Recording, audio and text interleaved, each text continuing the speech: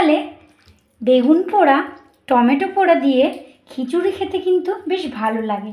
বাইরে ঠান্ডা আর ভেতরে গরম গরম খিচুড়ি, বেগুন পোড়া, টমেটো পোড়া একসাথে, কচি কচি ধনেপাতা আর একটু সর্ষের তেল আর কাঁচা লঙ্কা দিয়ে মাখা।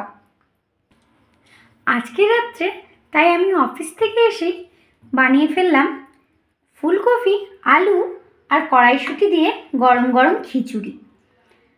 চালের দোকানে গিয়ে গোবিন্দভোগ চাল চাইতে চালের দোকানের দাদাটা আমাকে কামিনীভোগ চাল দিল। বলল একদিন নিয়ে যান, নাকি বারবার খাবো। তাই আমিও নিয়ে চলে এলাম কামিনীভোগ চাল আর একটু কামিনীভোগ চাল আর মুগের ডাল দিয়ে আমিও বানিয়েছি আজকে খিচুড়ি। সাথে আছে এই ধোঁয়া ওঠা গরম খিচুড়ি, সাথে দিয়ে দিলাম একটু বেগুন পোড়া আর ভেজে নিয়েছিলাম 2 টুকরো পাঁপড়, যেটা আমার ভীষণ প্রিয় পাঁপড়। এই পাঁপড়, খিচুড়ি, বেগুন পোড়া সাথে নিয়ে নিয়েছিলাম অল্প একটু গরম ঘি।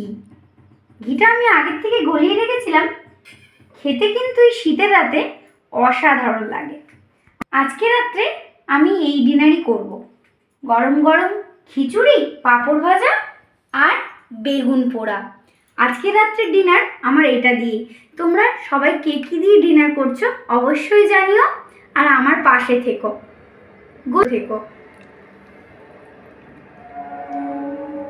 শুভরাত্রি বন্ধুরা, সকলে খুব ভালো থেকো, সুস্থ থেকো এবং আমার পাশে থেকো।